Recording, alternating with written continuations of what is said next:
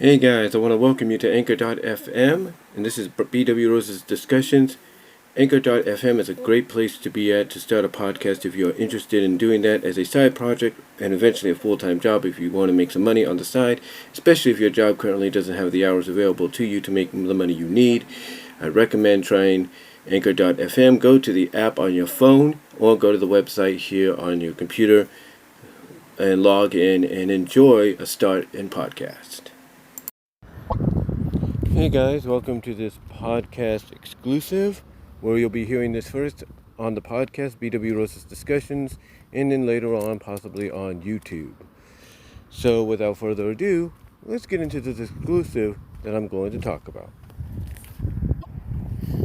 So on Doug Walker's Nostalgia Critics YouTube channel, one of the videos he did several years ago, and I actually talked about this on YouTube at one point, is basically he discussed whether or not weird was the new direction when it came to entertainment, mostly television, movies, you name it. It basically is weird. Is the unusual the new direction? Now, what he was emphasizing at in this was basically the fact that a lot of people were getting into different kind of programming that was out there. You know, some people, one of the things that stuck out to him that he discussed that I'm pretty sure a lot of us were expecting him to touch upon in that video was My Little Pony Friendship is Magic. And basically the fact that you had a lot of grown adults, men and women, bronies, Pegasisters as they're known as, becoming fans of this show originally meant for kids, and how the show itself, through that, progressed and evolved to acknowledge said fan base. He also touched upon shows that you can find at places like Netflix, like BoJack Horseman, in shows like that. Even, I'm sure if he wanted to update the video, he'd be talking about shows like Midnight Gospel, stuff like that.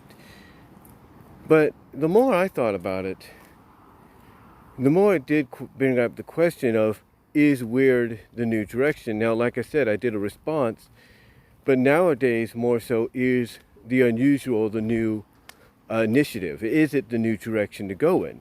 And I've talked about this many times. As a matter of fact, in my recent Topics on My Mind video, where was the animation edition, I talked about basically how I could see some DeviantArt stories that were based around the same character, as well as other different ones as well, probably benefiting from maybe taking that next step into television visual media. You know, motion picture visual media, whether it was animation, live action, CGI, flash animation, you name it, whether it was on television or on the big screen. You know, there are stories that I mentioned, like Grappathenia's What Dreams May Become series, including the Potion Place and Gina series that I've helped contribute commissions and stories for. The Demonica series, which was originally and still is a bit of a webcomic deal by Mr. Internet Man at DeviantArt, as well as the written adaptation, which is basically done by Minor Dash Alterations, who also does some other stories like the Unlimited series, as they call it, or the Becoming Unlimited, or the Unlimited series, as well as the new one, Model and the Symbiont. And when you read these stories, yeah, they have a trend. They have sort of a trend, if not a familiar pattern and topic and subject, to them. But the way they're written and the way they're created to be, read, and the way the characters are described, it shows you that sometimes the unusual can definitely be the next step into creating a good story. It really could be. There is no doubt about it. There is no doubt about the fact that it is definitely the next step in possibly the evolution of television and motion picture film media. I mean, when you think about it, in reality, if you will, when you think about it in reality, there's been a lot of shows and movies that have gone down the weird path, if you will, when it comes to what they're trying to, get across in the story.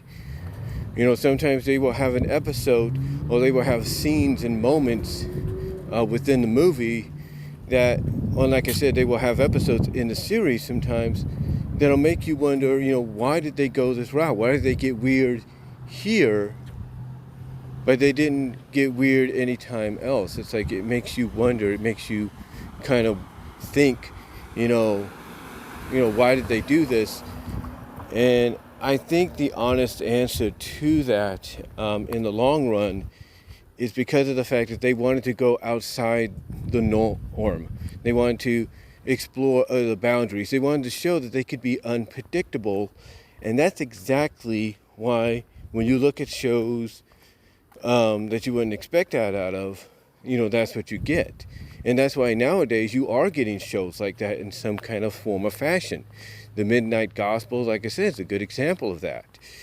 It's based on basically a podcast that an individual did.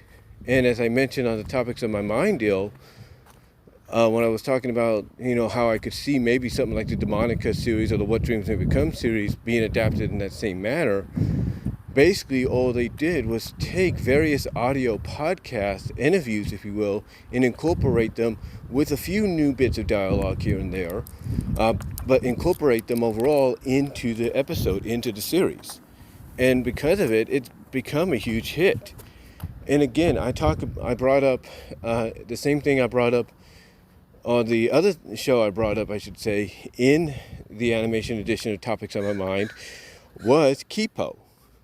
This was originally a webcomic, and usually you would think a webcomic like that would have no chance of becoming a huge hit, or becoming a huge hit, from an animation standpoint, or even a live action standpoint. But yet, here you are. It is a huge hit. People like it. People are enjoying it.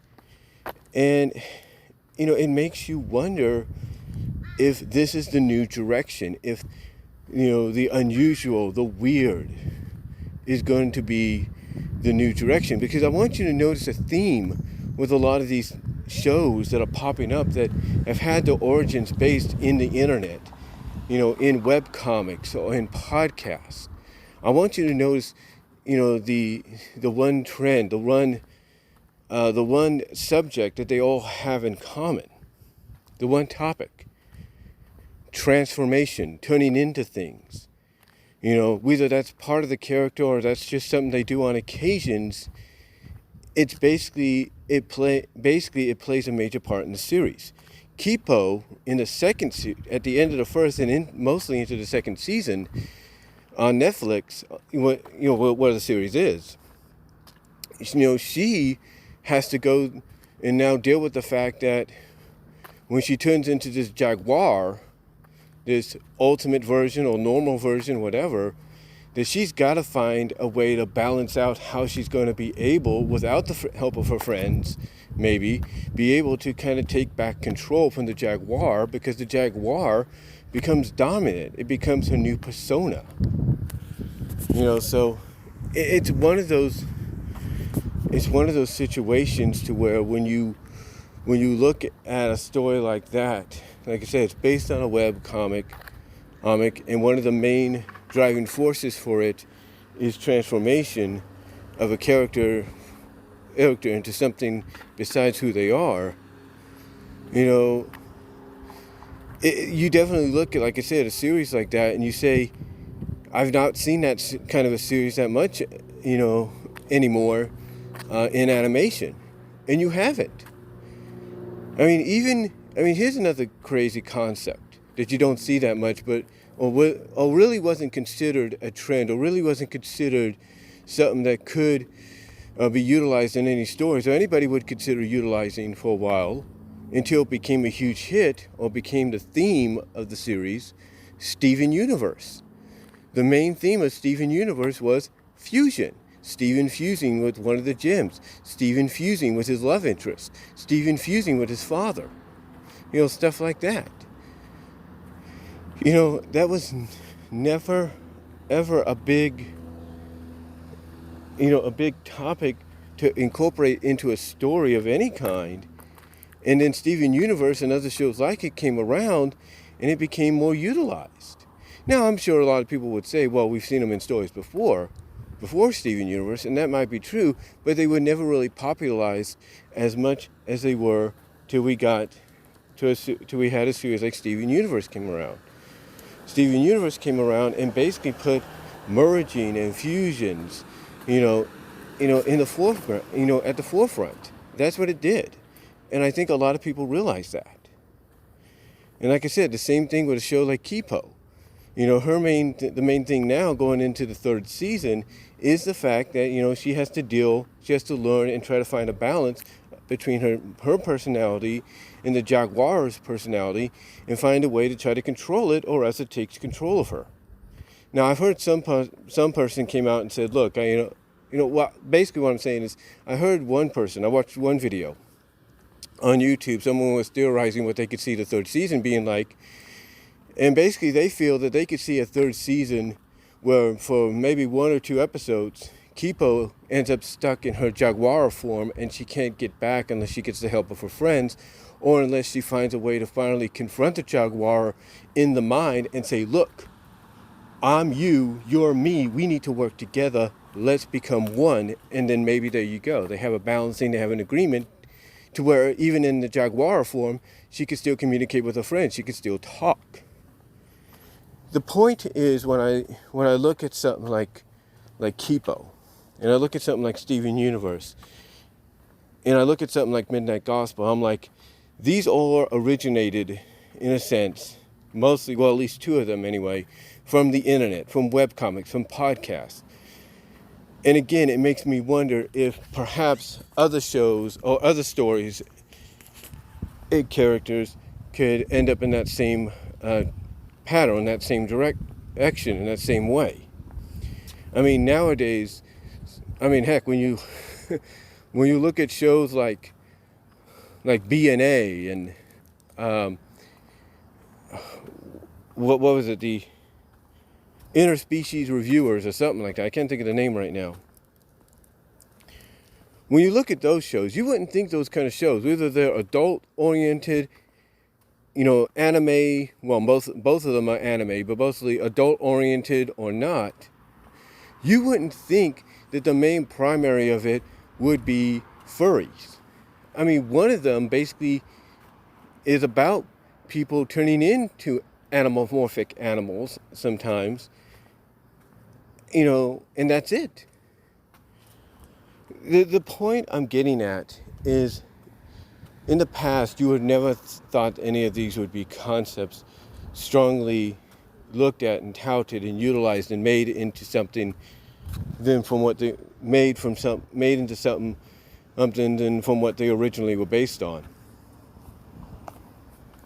And again, another big trend as well is, believe it or not, slime girls, goo girls, women and even men. Slime girls, slime guys, goo girls, whatever. You have a majority of female and male, I'm not going to leave them out, male characters that sometimes can turn into slime versions or liquid versions of themselves, and they enjoy it, they embrace it. It gives them the powers to shapeshift into anything they want, melt down into a puddle to relax and just forget all existence. I mean, Minor Dash Alterations, when they did the Demonica series, which we're still working on, created a character called Ruby Walker, and in the later portion of the series, she's granted the same abilities as Demonica, and the main thing she likes about it is melting into a puddle of goop, and just being like that for a while, and nothing else. The Demonica character, as I've mentioned on many occasions, is just the alter ego of a college student named Veronica, who is able to become the Demonica character, and it allows her to escape reality. It allows her to be more than what she is. It allows her to have the courage to be more than what she is. And I think that's why the series is so popular, the webcomics that, Mr. Internet Man publishes, every month or every month for maybe once or twice a month, whether it's a long one or a short one. You get that feeling for for her. You get that elation for Veronica when it comes to this kind of stuff. And it's cool. The same with another character that he brought into the fold called Rebecca. She becomes Exotica, same powers and everything. And he's even gone as far as to have the two not only meet up and become, close BFFs, but allow them to fuse together into different versions. I mean, you had a fusion where they were both minds in one body. You had one fusion that dubbed herself Angela, and she was kind of more of a dominant personality, and she was basically like the complete opposite of what they were, because they were kind of like, even in their Demonica Exotica forms, they were mischiefy, but they were kind-hearted, nice, and everything. They combine and become Angela. She's the complete opposite. She's the complete opposite of that. She's vain, self-centered, narcissistic, as they call it. I think that's what Mr. Internet Man said, or described of her. And then you have another one, which is looked at as a true fusion called Zaya, and she's basically the best of both worlds.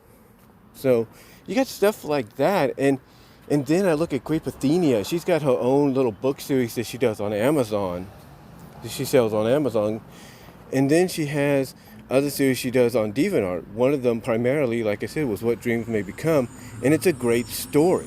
It's a great story to really look into. It's a great story, like I said, to really look into and really embrace. It's one of those kind of stories. And,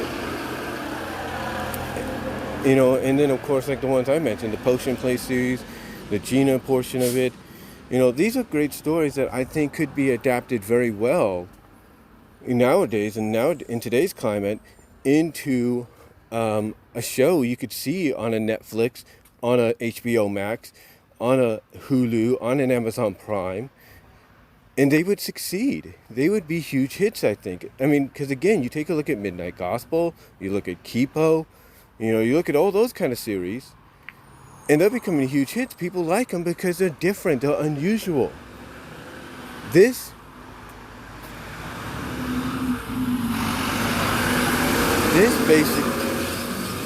kind of is the same. What I'm trying to say, sorry, a little truck went by there, but the same could be said, as I'm trying to get the words out here, the same could be said for this stuff that I just mentioned. So it makes you wonder, is this the new, is weird, as Doug Walker put it in his video a couple years ago, is weird, especially now, the new direction? Is it the new form? Is it the new initiative to take when it comes to producing content for a series? To be adapted into animation form, maybe even live action, but mostly animation. Is it the new direction? Makes you wonder, guys. But anyway, that's all I'm going to say for this podcast exclusive, which you will also hear on YouTube down the line later. But let me know what you guys all think down below. Comment if you like.